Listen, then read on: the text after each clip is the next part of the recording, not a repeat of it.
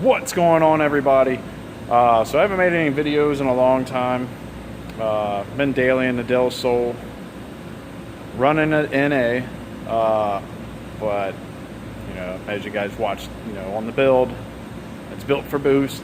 So if I don't get rid of it, hopefully next year, the beginning of the year, I'll get a new turbo Manny for it, and yeah, man, rock some boost. I'm ready to hear that turbo spool. But this video, it's totally different. I know everybody on this channel, they're used to watching me do, you know, Hondas. Well, lately, I've been doing this turd right here. So, I've already done a lot of work to it. I haven't documented anything, so figured now would be a good time. Start up a video for this, because you know this thing ain't even halfway there yet. I got a lot of stuff I want to do. So needless to say, let's flip this around and see what we got rocking.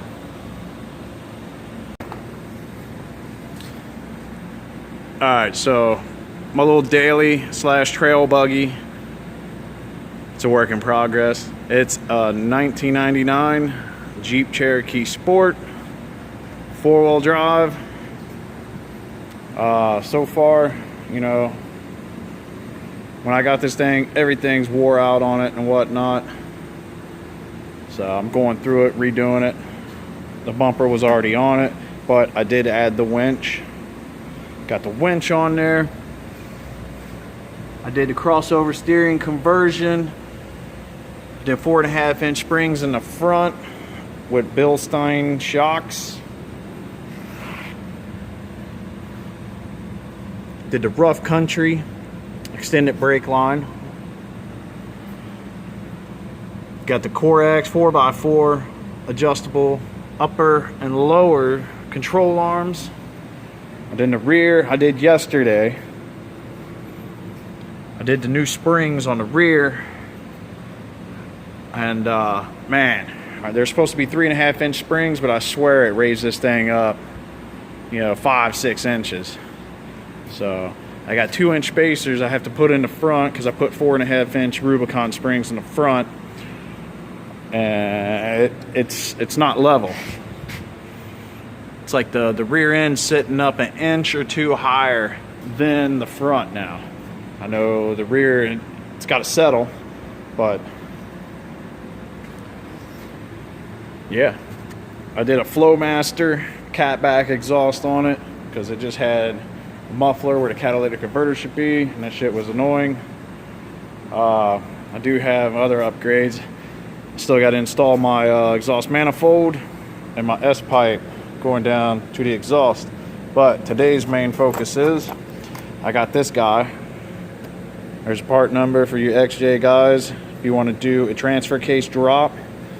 And the reason why I'm doing this, for the sole purpose, because I don't have an SYE kit yet for the tail shaft to convert the SYE stands for slip yoke eliminator, and that's basically for your rear drive shaft.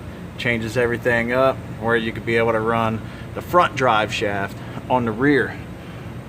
Not only that, it helps with binding issues for lifted vehicle applications. But I mean, all in all, this Jeep, it ain't too bad. I gotta do a frame repair in the rear, which ain't too hateful. You know, luckily I know how to do all that stuff.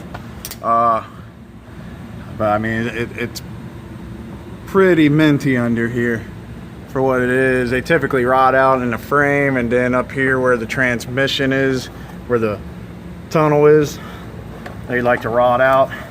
This one isn't there. It's only got one bad spot, and it ain't too bad. But back to the main objective here, this transfer case drop. You got your cross member here. You're going to want to undo your 2 bolts, one on this side, one on the other side, and then you also have a nut on this side, and then opposite side over there. We're going to drop this down enough out of the way where we could double nut the stud. That way we can remove the stud, so we can get ready to install our transfer case drop kit. And hopefully the nut inside the frame that's welded. They have nuts in there welded, which I don't like that. I wish they would have put it on, you know, a big plate, welded the plate to the frame rail and got a good nice bead around the nut so the nut doesn't come off, because it typically breaks inside the frame. And then you got to either go in from up top through your floorboard to get down in the tunnel of the frame, or cut an excess hole port in the center of this. That way you can access that nut and that nut. But fingers crossed, hopefully this works. Alright, so I got the stud out here on the driver's side. That one was easy. I went ahead, retapped the holes. That way with the new bolts going in, everything threads in nice. I recommend putting blue Loctite on your bolts. I like using this stuff because it's like lipstick and goes on. You don't have to wait for it to dry on the threads. So the liquid con, you're supposed to let it set up on the threads before you install your bolt. A lot of people don't. Ran into a snag over there on that passenger side, which I'll show you guys. I got to do some welding because I did have to cut the frame open. So the transfer case drop kit is in. Like I said, there's that spot I got to weld. Actually, I had to use a cutting torch to cut that stud and nut out of the inside of that frame. And I used the nut that was originally here, put it in there. Used it on my new bolt, but like I said, retapped the holes. That way the bolts go in easy, everything's nice. It is going to be a pain lining everything back up. You know, I've heard of people wallering out the holes on the cross member to help get the bolts aligned a little easier. I didn't do that. I just jacked it up. And as you see, I got that ratchet strap, ran it to the rear, and that helped pull it and get me lined up where I need it to be. And I used a bottle jack to help push the cross member up there, and also the floor jack for the center. But I want to get this grinded down, heat this up with the torch so it bends easier, and try to get it as flush as I can. And I'm gonna get this thing welded up. Alright, got everything all welded up. It's grinded down. Now I gotta let this acrylic primer slash paint dry. I'm gonna hit it with some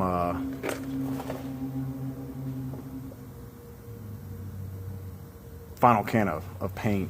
Now I gotta get some undercoat and re-undercoat this area and try to spray inside these holes to get where I had to, you know, do some cutting inside to try to help prevent it from rusting.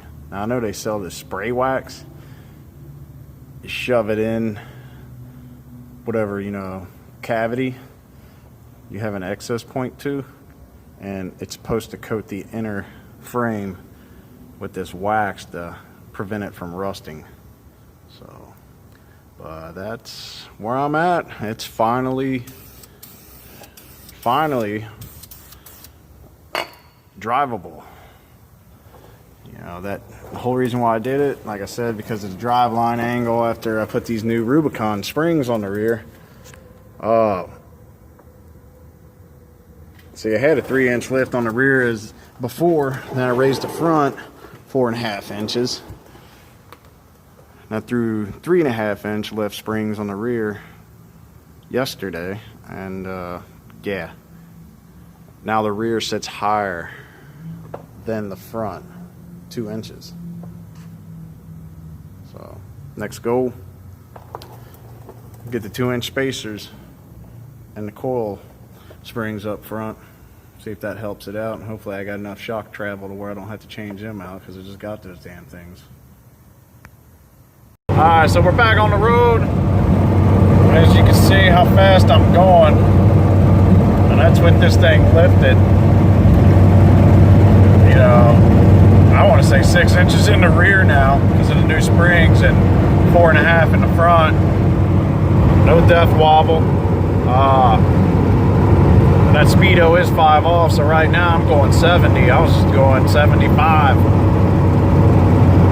So doing that transfer case drop definitely helped, because at 70, man, I'd get a violent shake in the rear end.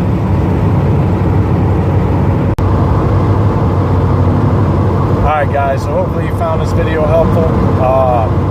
Stay tuned for some more videos on the XJ Jeep.